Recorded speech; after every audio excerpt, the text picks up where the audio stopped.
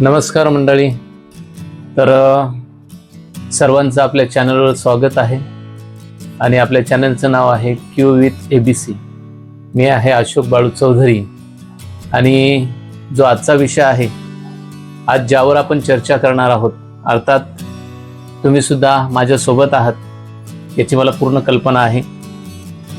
तर आपल्या देशामध्ये आज जर पाहिलं तर आर्थिक संकट कोसळलेलं आहे आणि आपले जे पंतप्रधान मोदी जे आहेत त्यांनी तर सांगितलेलं आहे की सगळ्यांनी आर्थिक बचत करा, देशावर फार मोठं संकट येणार आहे. सोन्या चांदीचे दर आहेत ते काही प्रमाणात कधी वाढतात कधी घसरतात. आयात शुल्क वाढवलेलं आहे आणि मोदीजींनी सांगितलेलं आहे की 1 वर्षभर तरी तुम्ही सोनं काही खरेदी करू नका. तर आपल्याकडे माहिती, लग्न सराईला तर सोन्याशिवाय चालत नाही आणि सोनं हा सगळा आपल्या महाराष्ट्रामध्ये तर महिलांचा जिव्हाळ्याचा प्रश्न आहे. तर आर्थिक मंदीची जर आपण पार्श्वभूमी जर पाहिली तर आर्थिक मंदी सुरुवातीला पण आली होती. तर त्या काळामध्ये तो काळ होता 1991चा आणि त्याच्यामध्ये मुख्य कारण म्हणजे भारतातलं परकीय चलन आहे ते खूप कमी झालं होतं आणि देश आहे तो दिवाळखोरीच्या उंबरठ्यावर आला होता.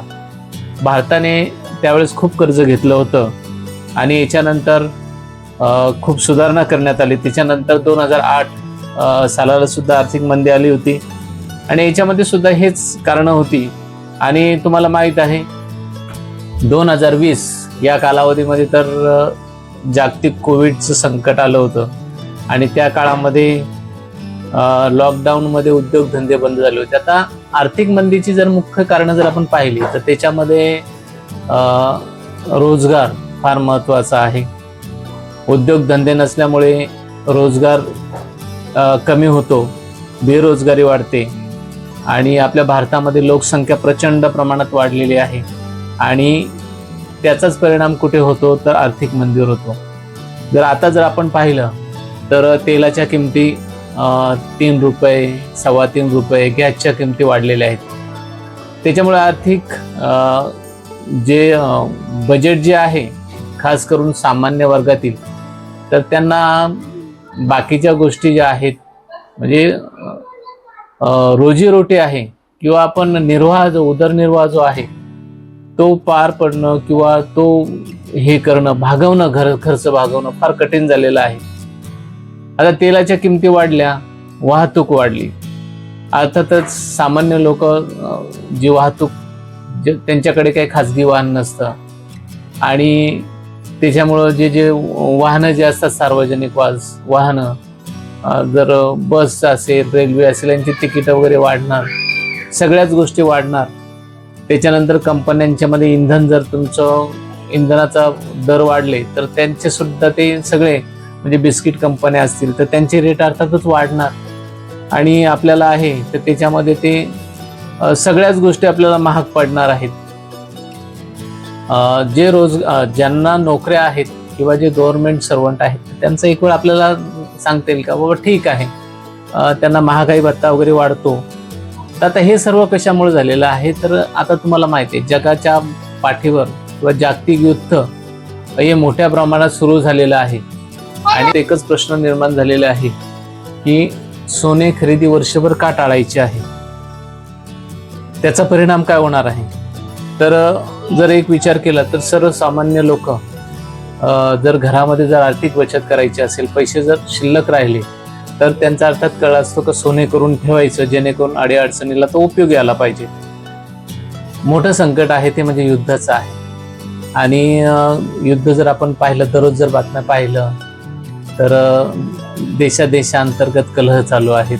आता तर फार मोठं भयानक युद्ध जे चालू आहे ते थांबण्याचं नाव घेत नाही. इराण असेल, इराण अमेरिकेचं युद्ध चालू आहे, रशिया युक्रेनचं आहे. तर हे युद्धाचे प्रसंग आहेत तर ते चालूच आहेत, ते बंद व्हायचं नावच घेत नाही.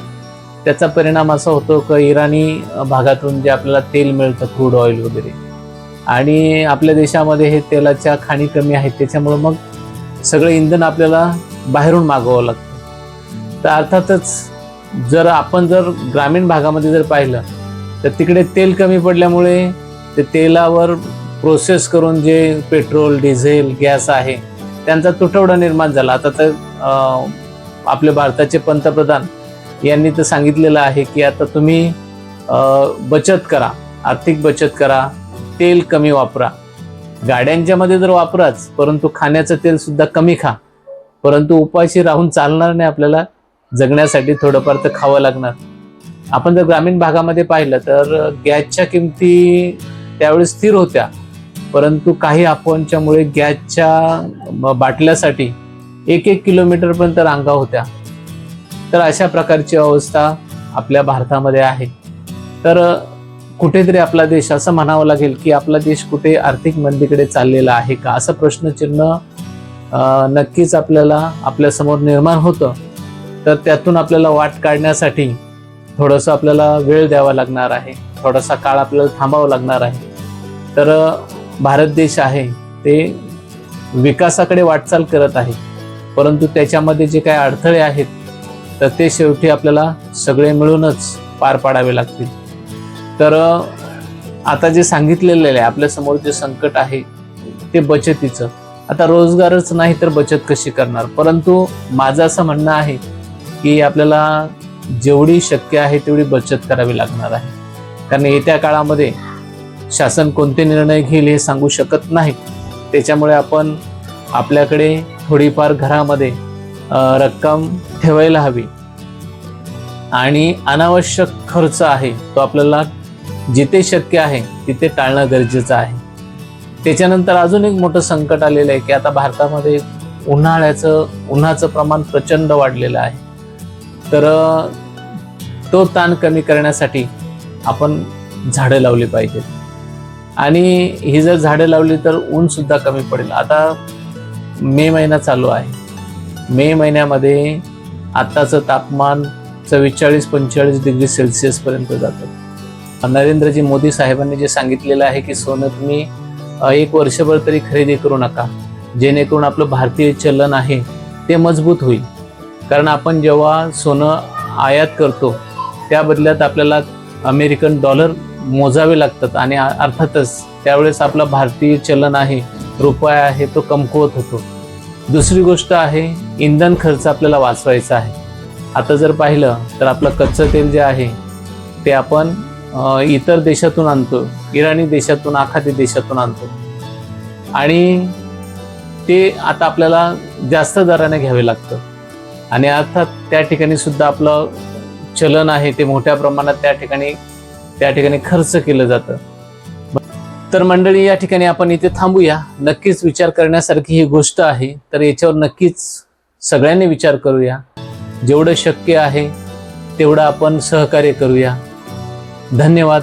आपण हा व्हिडिओ पाहिला याबद्दल धन्यवाद आणि नक्कीच तुम्ही मला प्रोत्साहन देण्यासाठी आपल्या चॅनलला सबस्क्राईब कराल. पुन्हा नवीन विषय घेऊन येऊ आपण लवकरच.